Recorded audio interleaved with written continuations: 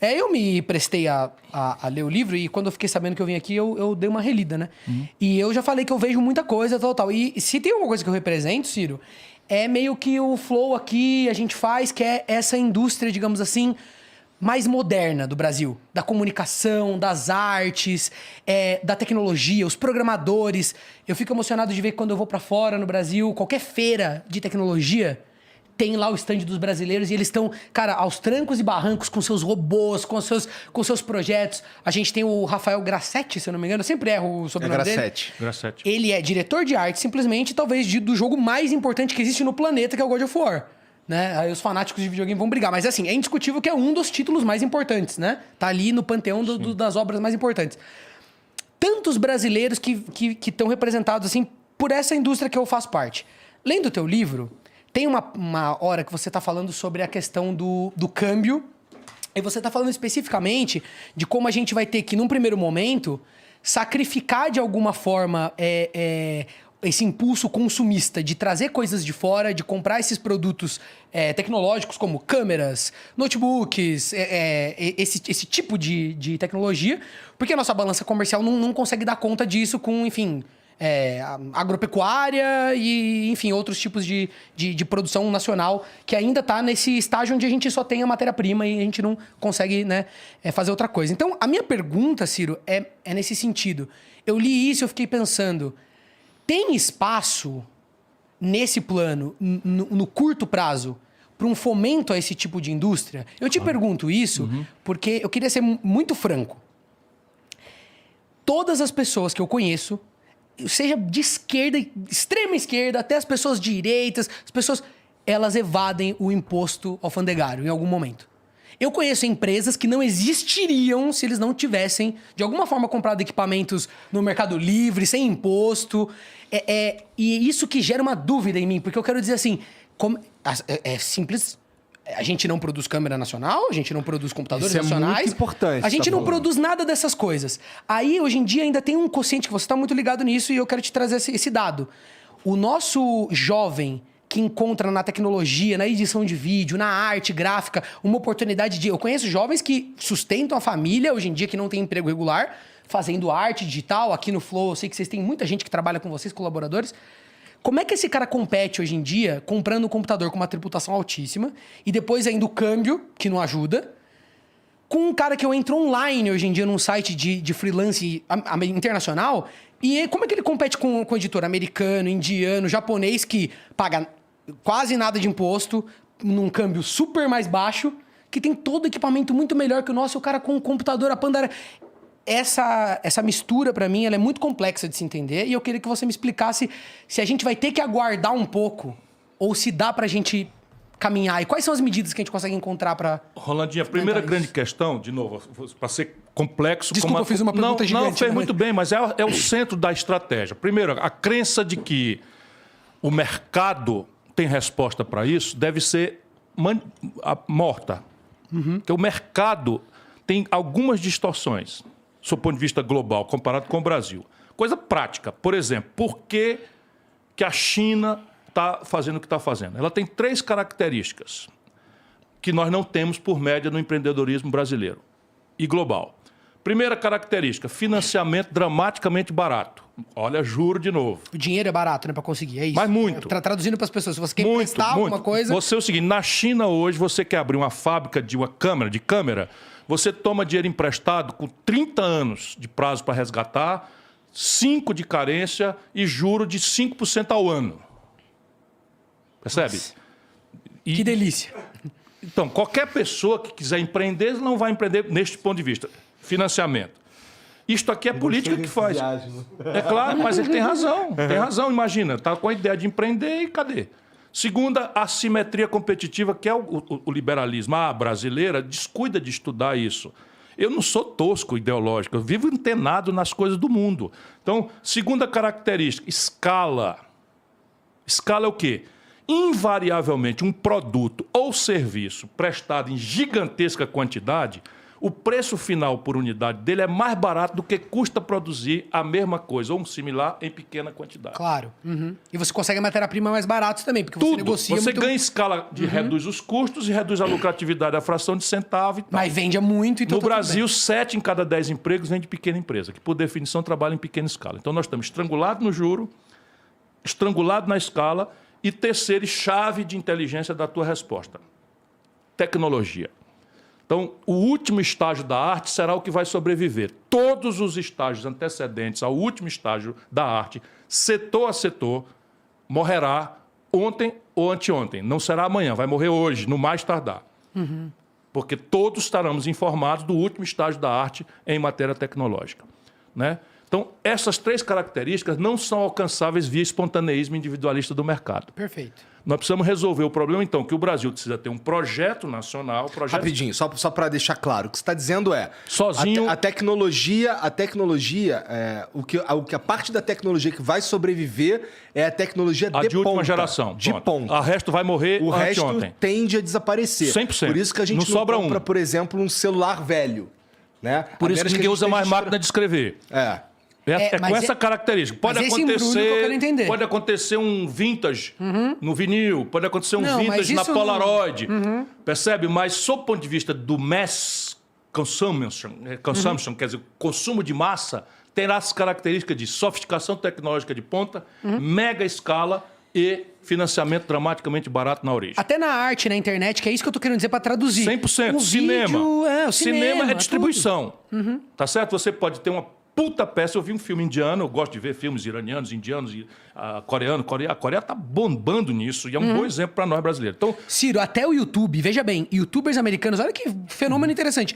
Eles estão dublando agora o conteúdo deles e transmitindo assim. Lógico. É isso que eu quero entender de você. Sim, como é que a gente compete com esses caras? A primeira premissa é saber o seguinte: se isso é para ser resolvido no espontaneísmo individualista do... Não acredito nisso. Não aconteceu jamais na história da humanidade, mas isso é o prevalente no Brasil ideologicamente. Certo. Então, nós precisamos trazer de volta a ideia de coordenação estratégica e construir a superação dessas assimetrias competitivas com política industrial e de comércio exterior. Então, qual é a lógica? De propósito, eu proponho aqui que a gente comece pela lei do menor esforço. Então, qual é a ideia? O Brasil não terá uma indústria de celulares tão cedo. O que é que nós podemos fazer? Nós podemos começar a estressar a indústria de celular que nós consumimos para que ela nacionalize ao máximo sua produção aqui dentro. Então, o chip não vai vir da Costa Rica, não vai ser aqui, porém, a casquinha de plástico pode ser feita aqui. Como? Eu crio uma dinâmica de estímulos, financiamento e tal, e de desestímulos, em que eu vou determinar que a conta daquela Nokia de Manaus, que tem uma renúncia fiscal imensa, seja zerada pela verticalização da produção no Brasil e por uma cota de exportação. E eu vou ajudar a fazer. Não vou constranger, mas vou também punir, aspas, economicamente, quem não fizer tão bem essa coisa de... A ideia é alcançar o equilíbrio nas contas e o superávit. Então, qual é a lei do menor esforço? É exatamente aquela onde o Brasil já tem escala potencial dada pelo mercado doméstico, o mercado interno brasileiro, que é um patrimônio extraordinário. É aquela onde o Brasil tem alguma maturidade tecnológica em que a gente alcança por um certo fast track o estado da arte, de qualquer lugar que a gente escolha. E terceiro, né, aquela escala. E terceiro, aonde o Brasil possa manipular mecanismos de financiamento não creditício, enquanto a gente resolve o problema do juro no Brasil, que não vai ser resolvido no estalo. Como é que a gente funciona, por exemplo? Aí eu cito alguns complexos industriais. Para dar exemplo prático, o Brasil, e lamentavelmente as tragédias estão só mostrando quanta razão os meus textos tinham. Então entra uma pandemia e o Brasil é apanhado com a mão com as calças arriadas, porque tem que importar respirador. O rudimento tecnológico é nenhum. A escala do mercado doméstico brasileiro é global. Não tem patente? A patente está superada, está vencida, você com copiar, colar resolve o problema. E a compra governamental, protegida pelo nosso status de nação em desenvolvimento na OMC, olha como é necessário você saber dar ordem. Você, como é que pode botar um estagiário na presidência da República que não sabe dar uma ordem nem avaliar uma política? Então é uma tragédia. Então você pega e o Bolsonaro, não, é o posto de Ipiranga. Pô, o posto de Ipiranga, como é que eu dou uma ordem, como é que eu avalio se a política está correta, como é que eu puno, como é que eu premio um bom auxiliar, enfim, nada. Então, aqui você tem um mecanismo de financiamento que não é creditício, é a compra governamental. E aí precisa estatal? Não. A minha ideia é fazer perto de cada estrutura universitária do Brasil, inclusive fazendo desenvolvimento regional, metade sul do Rio Grande do Sul, Jequitinhonha, Mucuri, né, Vale do Ribeira, em São Paulo, lugares mais pobres, como é a compra governamental, e a logística é para o SUS, vai estar em todo canto, eu começo da lei do menor esforço. Onde é que o patente vencida em prótese, cama de hospital, bengala, tal. Agora explodiu a guerra na Ucrânia, o outro complexo industrial, agronegócio. Nós estamos importando do estrangeiro 80% dos fertilizantes do Brasil. Qual é o sentido disso? Mas você está me dizendo que esse balanço comercial positivo que a gente vai ter começando a produzir essas coisas... Em manufaturados. Nós já temos balanço comercial positivo, só que extremamente dependente das commodities. Sim, exatamente. Que sobe e cai, sobe e cai. Quando sobe a gente passa bem, quando cai a gente quebra. Não, mas eu tô querendo dizer, isso que você tá me dizendo é que aí a gente vai ter um fôlego, porque lendo seu livro eu entendo que a gente tem um problema orçamentário, você fala muito disso, que a gente tem que equalizar as contas num nível que o Brasil possa retomar... Aqui não é orçamento, aqui é balanço de pagamentos com o estrangeiro. Porque tudo que a gente se relaciona com o estrangeiro paga em dólar e recebe em dólar. Então, quando eu importo 100% da vida moderna, nossos remédios, nossos meios de diagnóstico médico, nossos equipamentos eletrônicos, nossos celulares... Você está gastando em dólar tudo. Tudo dólar. E aí eu pago como? Com o dólar que eu consigo hoje na mineração, no petróleo e nas commodities.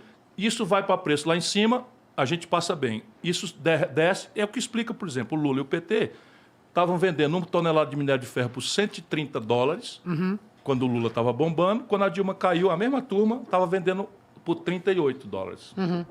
A gente estava vendendo... Aí o oba-oba já era. Aí pronto, acabou o financiamento. Então o que eu preciso é estabilizar essa conta lá fora. Então, na prática, é política industrial e de comércio exterior. Você faz uma espécie de anexo, eu fiz isso muito detalhadamente, com o Mercosul. Então, você faz assim uma lista mesmo, uma lista. E a ideia é que aonde a gente não tem similar nacional, a gente zera importação, zera imposto de importação. A gente zera? Claro. Porque o que acontece é o seguinte, veja bem, isso que você está falando Claro, tem sentido. Agora é o seguinte, eu vou entrar numa dinâmica de gerar games, de produzir games, conteúdo. Não é hardware. Agora, produzir o conteúdo. Então, software. Então, no software, eu tenho que achar, junto com o setor, qual é uma transição em que eu protejo o conteúdo nacional brasileiro com alguns mecanismos. Alguns deles são tributação de comércio exterior. Como, por exemplo, a Argentina, o desabastecimento fez aumentar o preço de alimento. Está todo mundo sofrendo com o aumento de alimento no mundo. A diferença é que nós temos alimentos sobrando. Percebe? E eles aumentam a taxa de juros, que não tem efeito nenhum nisso. Mas uma política nacional de abastecimento e preço, que tínhamos e não temos mais, destruíram. E não foi o Bolsonaro agravou. O Lula já vinha fazendo isso, é o neoliberalismo. Então, qual é a ideia? Óbvia que todo mundo faz. Isso não tem a ver com ideologia. Na safra, os preços caem e o produtor fica na mão do atravessador. O governo entra comprando para estabilizar o preço para o produtor não ter prejuízo. Guarda, estoca. E na entre-safra, na seca, numa crise de comércio exterior, o governo dissolve o estoque e garante que um preço seja acessível para o consumidor. Parece razoável. Isso é a ferramenta de coordenação que todo governo moderno faz no mundo e que nós perdemos a capacidade de fazer. Desculpa só te puxar de novo para essa questão específica das áreas mais modernas, porque eu queria entender... Hardware, zero tributação. Tudo que for console de game, não sei o que e tal... Se não tem similar nacional... Aí, hein, Cirão? Então, porque perigoso de quê? Tu ganha essa porra, vou te cobrar, hein, caralho. Mas, rapaz, sabe quanto é que o governo arrecada com isso? É isso que eu queria saber. Nada. É relevante? Esse tributo, imposto de importação e exportação, não é efeito arrecadatório. Porque essa é a minha impressão. Regulatório de comércio exterior. É só para regular. É só para regular. Então, você arrecada titica. Então, titica. Essa era a minha dúvida, porque o que acontece é o seguinte, é importante... E aí eu quero saber que você está próximo desse nosso setor. Sim, porque mas é veja interessante... lá, você ouviu falando. Existe uma pretensão no macro estratégico do Brasil. Tá, mas lá para frente. Né? Peraí, existe uma pretensão da gente fazer uma indústria daquela ou daquela outra plataforma? Tem. É preciso ter, então, uma política industrial de comércio exterior que permita a transição acontecer. Porém, não mais no velho modelo do passado, em que o Brasil imaginou ilusoriamente, eu critico isso aqui, não é? Para explicar o que aconteceu com o Brasil, na ideia de que você vai ser um país capaz de produzir da agulha ao avião passando pelo computador. Isso aqui não é maneira de dizer. O avião é a Embraer e nós tivemos uma lei de informática que forçou a mão, proibiu entrar computador no Brasil para gerar um computador nacional brasileiro, o que revelou-se pela velocidade de velocidade dos chips, né? Revelou-se uma ilusão trágica. E isso ainda está na memória de muita gente. Né? Itautec, eu me lembro, Itautec, quem é que fazia uma indústria de computador? Itautec no Brasil, que era só uma maquiladora usando essa lei e comprando computadores absurdos. Isso não pode mais. É preciso a gente entender que há uma nova divisão internacional do trabalho e que, deixada passivamente, sem um projeto, está marcado nessa nova divisão internacional o Brasil como um velho Brasil colonial. É o extrativismo, né, da agricultura. Exatamente. E o buraco da mineração e petróleo. A minha preocupação fazendo essa pergunta para você é justamente essa, porque eu gostaria de ter uma visão sua, porque o que você falou de zerar os tributos... Aonde não houver pretensão de similar nacional. Claro, lógico, mas veja bem, eu acho que o Brasil pode ter essas pretensões. Aí, nos lugares onde a gente tiver a pretensão, como você falou, vai ter uma estratégia para fomentar que essa indústria venha para cá. Junto com prazo, o benchmark estressando, aquilo que for problema de escala, aquilo que for problema de maturação tecnológica, aquilo que for uma cunha de financiamento que o cara não tem culpa, que são as externalidades do capitalismo, que é o que o liberal moderno entende. O capitalismo deixado solto, ele sofre de externalidades, assimetria de informação. Percebe? Se você tem uma informação privilegiada que eu não tenho, a minha competição com você não é justa. Não existe. Sabe? Distorce o capitalismo. Com certeza. A única questão que eu queria colocar mais é que muitas empresas... Eu lembro muito bem, na época do PlayStation 3, por exemplo, que começaram a produzir aqui na Zona Franca de Manaus. Estavam montando o PlayStation aqui. Obviamente, muitas peças iam de fora. Sony foi embora também. E a Sony foi embora. E assim, a Nintendo também foi embora. E aí, lendo sobre, dizem, né, que um dos motivos é a burocracia brasileira. Pode ser balela, a grande parte disso, porque eu entendo que é uma questão de intensidade. Se você tem um mercado muito aquecido, se você tem, aí a pessoa passa por cima, porque eu vejo isso como um custo. Você tá Rolandinho, a burocracia nós temos que enfrentá-la. Temos que enfrentá-la, mas vamos entender que a burocracia, também, de novo, não é uma maldade que as pessoas fazem só de perversas que são. Não acho isso. Cada elemento desse é um elemento de poder e de corrupção, de uma tradição cartorial que está aí. O PT passou 20 anos no poder, não mexeu em nada. Bolsonaro não mexeu em nada. Percebe? O último cara que mandou querendo fazer alguma coisa nesse assunto foi lá atrás o Tancredo Neves, quando botou o Hélio Beltrão e o Sarney manteve e tal, que é o Ministério da Desburocratização. E nós precisamos fazer uma limpeza desse entulho. Mas deixa eu lhe dizer... A Sony estava no Brasil há 35 anos. Claro. A burocracia, há 35 anos atrás, ela pode acreditar, por mais que ela seja ruim hoje, era muito pior no passado. Sabe por que ela foi embora? Vou te explicar. Porque faz 20 anos que a capacidade instalada da indústria locada no Brasil, ociosa, a capacidade de produção ociosa, porque não tem mercado para vender, faz 20 anos. É de 20%, 25%. Porra! Não tem taxa interna de retorno de negócio nenhum do mundo que aguenta. Está entendendo, meu irmão? Você tem uma fábrica de geladeira, capaz de produzir 1000 geladeiras, faz 20 anos que eu só dou conta de vender 750. Mas vamos inverter, então. E 20 anos é 3,5 de Bolsonaro, o resto tudo PT. Mas a gente pode inverter, então. Então, por exemplo, o Flow, vários amigos meus que têm esse instinto empreendedor. Porque o que acontece? Eu lendo seu livro também, eu tenho a impressão que quando você fala que você é centro-esquerda, né, tal, muitas pessoas que eu conheço já te colocam no saco da esquerda geral. Falam, não, a esquerda é contra o empreendedor, é contra a criatividade, é contra a inovação, né? Eles têm essa visão preconceituosa. Mas o que acontece? Lendo seu livro, eu vejo que é totalmente o contrário. Você quer empoderar o empreendedor brasileiro, você quer dar crédito para ele, você quer fomentar. Eu tenho clara consciência disso. Mas eu sinto a dor dessas pessoas que estão iniciando agora... Que, por exemplo, a gente fala da burocracia, tudo bem, a Sony talvez tenha essa capacidade de lidar muito bem com isso, porque ela está num mercado, né, muito grande, ela lida bem com isso. Agora, o pequeno brasileiro que tem uma ideia, você tá entendendo? Eu tenho amigos que... É engraçado, a pessoa tem um instinto de esquerda e tal, e eles ficam assustadíssimos quando eles completam a maioridade e vão... Coisa simples, ele quer ser um prestador de serviço. Ele vai abrir lá procedimentos que pra gente que tem empresas, né, mais complexas, são simples. As pessoas desistem quase de ser cidadão. Falam, não, fica tudo irregular, eu não quero saber, eu não vou pagar boleto, eu não achei o lugar no site. Eu quero que se dane porque eu não tô exigindo nada, então eu também não vou dar nada, não vou perder meu tempo com isso. Sabe quanto o brasileiro médio gasta, o empreendedor médio gasta só de hora para pagar os impostos? 2.600 horas. Não, a gente tem coisas aqui, distorções absurdas. Tem uma aberração de empresas, completa. Empresas que têm um departamento gigantesco Claro. só para saber No mundo quanto da que ele tem que pagar. tecnologia. 2.600 horas é o estudo médio. Então, a produtividade da economia brasileira está em declínio também há 15 anos. Olha a extensão do mal que nós estamos falando aqui, da falta de projeto.